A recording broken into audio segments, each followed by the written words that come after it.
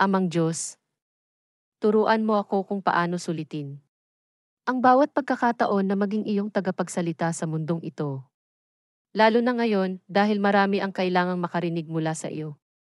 Gawin mo akong laging maging sensitibo sa mga salitang sinasabi ko sa mga nakapaligid sa akin. Lalo na sa mga hindi nakakakilala sa iyo bilang tagapagligtas at Panginoon. Naway ang aking mga salita ay laging nakalulugod at nagpaparangal sa iyo maging ito man ay isang panghihikayat, isang pagsaway, isang payo, o isang panalangin. Sa pangalan ni Jesus, Amen. Amang Diyos, turuan mo ako kung paano sulitin ang bawat pagkakataon na maging iyong tagapagsalita sa mundong ito. Lalo na ngayon dahil marami ang kailangang makarinig mula sa iyo. Gawin mo akong laging maging sensitibo sa mga salitang sinasabi ko sa mga nakapaligid sa akin. Lalo na sa mga hindi nakakakilala sa iyo bilang tagapagligtas at Panginoon.